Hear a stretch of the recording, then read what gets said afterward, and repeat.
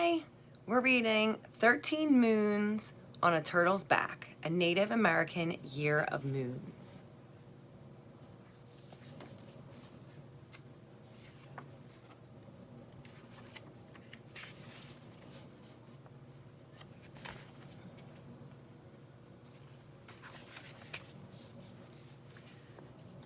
Grandfather leaned over the long spruce log. The small boy stood close, waiting for the old man to notice him. Grandfather looked up, a small smile on his face. "Quay, Sozap," he said. "You do well watching. Come closer. See now what I have done." Sozap reached up to touch the carved shape of the turtle.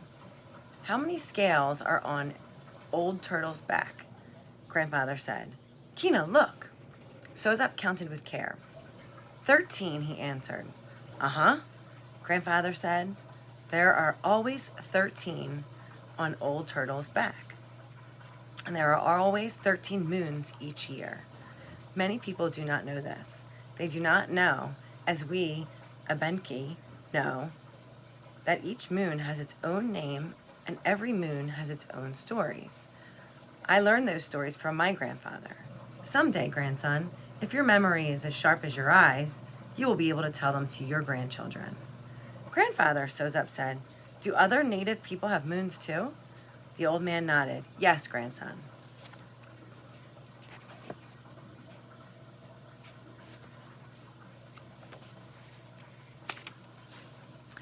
Moon of the Popping Trees. Outside the lodge, the night air is bitter cold. Now the frost giant walks with his club in his hand. When he strikes the trunks of the cottonwood trees, we hear them crack beneath the blow. The people hide inside when they hear that sound. But Coyote, the wise one, learned the giant's magic song. And when Coyote sang it, the frost giant slept. Now when the cottonwoods crack with frost again, our children know, unless they hear Coyote's song, they must stay inside, where the fire is bright and the buffalo robes keep us warm.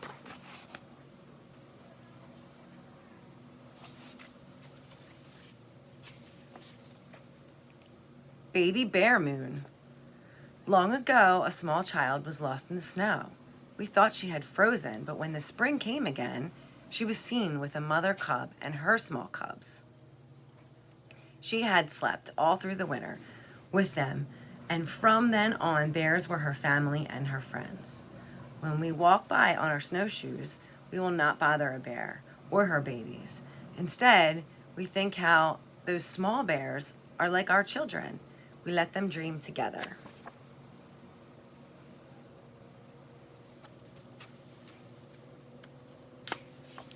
Maple Sugar Moon. Long ago, maple syrup dripped thick from the trees all year round. You just had to break a twig and lie down beneath the tree with an open mouth.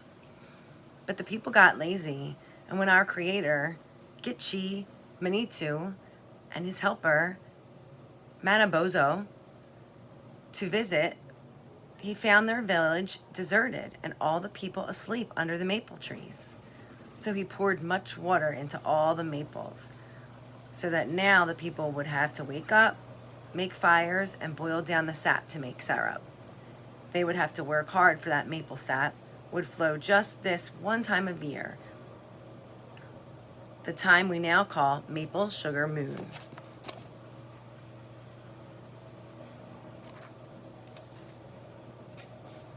Frog Moon. When the world was young, Whiskajack and the trickster met with all the animals to decide how many moons would be winter. Moose answered, "There should be as many moons of winter as hairs on my body." Amik the beaver said, "There should be as many winter moons as scales on my tail." Then Omakaki, the little frog, said, "There should only be as many moons of snow on my toes on my foot." Whiskajack decided that this was right. So it is that winter lasts only 5 moons, and when it ends, the small frogs sing their victory song in this moon with their name.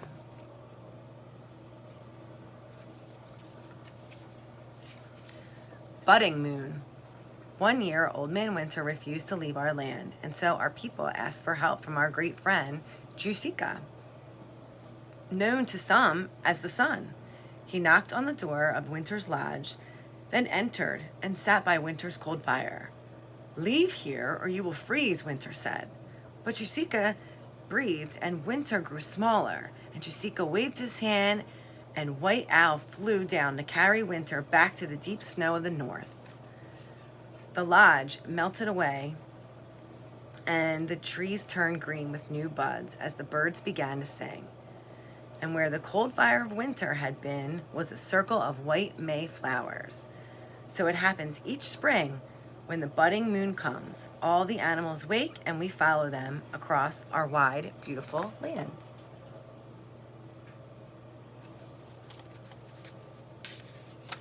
Strawberry Moon.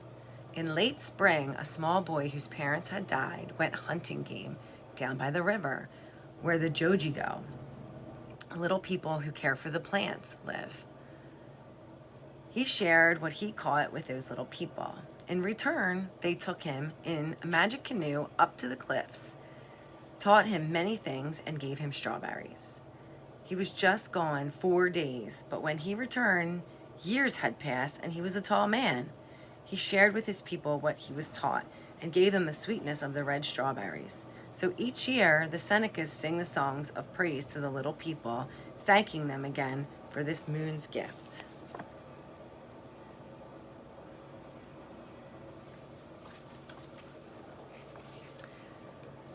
Moon when acorns appear. When the world was new, it was covered with water until Earth Elder, the creator, reached down to the mud below and placed it up on a turtle's back. Earth Elder shaped the sun and the stars, then sat for a moment, thinking of what was most needed, what would help the humans still to come. That was when Earth Elder made the first tree, a great oak with 12 branches arching over the land. Then sitting down beneath it, the sun shining bright, Earth Elder thought of food for the people, and acorns began to form. So it is each year when the sun shines its brightest, these first acorns come, and our Pomo people gather this moon's coming harvest.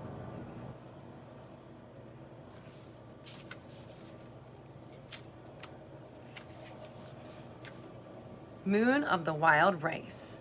In the old days, they say, Bear came out of the ground and became man, but he was lonely. He called to the sky, "Thunder Eagle, come down to earth and be my brother." Then the giant eagle, who made thunder and lightning by flapping his wings and flashing his eyes, flew down, and he too became human. Then the creator, the good mystery, made the thunder people and the water bearers, gave them the gifts of corn and fire. To the people of the bear and the good mystery gave another gift, wild rice. Then the thunder people came to visit the bear's village near the mouth of the Menominee River. They brought with them water and fire and corn. The bear people gave them wild rice in exchange. And so it came to be that these two families lived together and harvest the special food in the wild rice moon.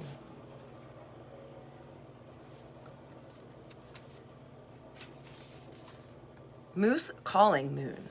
In this season, when leaves begin to turn color, we go down to the lakes and with birch bark horns make that sound which echoes through the spruce trees. The call of a moose looking for a mate. Moo-ah! Moo-ah! If we wait there, patient in our canoes, the moose will come.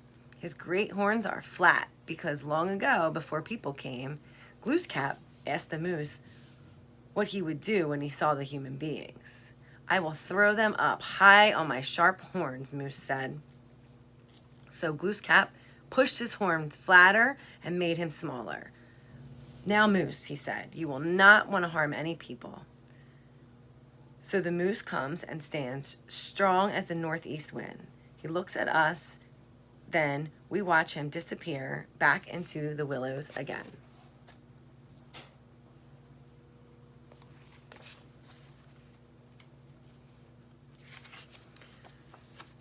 Moon of falling trees, or leaves, sorry. Moon of falling leaves.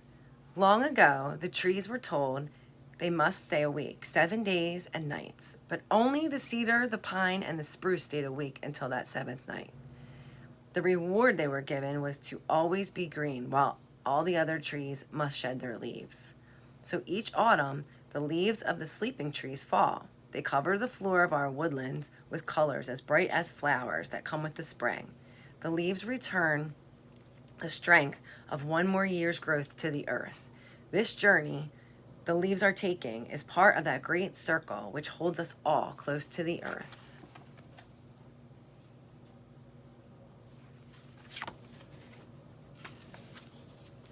Moon when deer drop their horns. Now is the time when all the deer must band together in their winter lodges. All autumn, the bucks fight with each other, each one seeking to prove himself stronger, each wanting to be the chief of his people. At one time, the deer kept all their horns all year, but when they entered those winter lodges, the bucks continued to fight with each other. Earthmaker, seeing how the deer suffered, sent Nanabush, his helper, to loosen all the horns from their foreheads in this moon of late autumn. Now, each winter, when the deer gather, just as we enter our medicine lodges, they leave their weapons outside the door. Their horns drop to the earth with white, peaceful snow.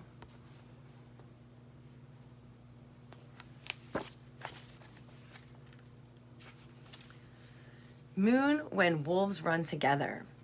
Long ago, an old wolf came to that time when his life on earth could last no longer. My people, he said, you can follow my footsteps when the time comes for you to join me in the Skyland. Then he left earth, climbing higher and higher, and each place he stepped, the sky filled with stars. Shunk, Manitou, Tanka, we call the wolves, the powerful spirits who look like dogs. When they climb the hills to lift their heads and sing toward that road of stars, their new songs grow stronger as they join their voices. So in this moon, we climb the hills, lift our eyes towards the wolf trail, and remember that our lives and songs are stronger when we are together.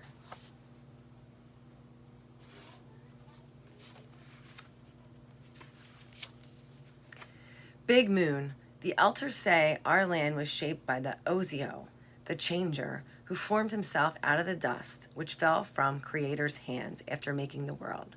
He pushed against the earth to rise, and great mountains rose up on either side. Then waters flowed into the place where he stood and made Lake Champlain, the lake we call Petankbagak, the waters between. When Ozio's travels on his earth were done, he came back to rest by this lake once again, making the circle complete. So, it is that our own people of the dawn place one final moon at the end of each cycle. We call it Kichi Kizos Big Moon. Its name is the last in our circle of seasons, 13 moons on an old turtle's back.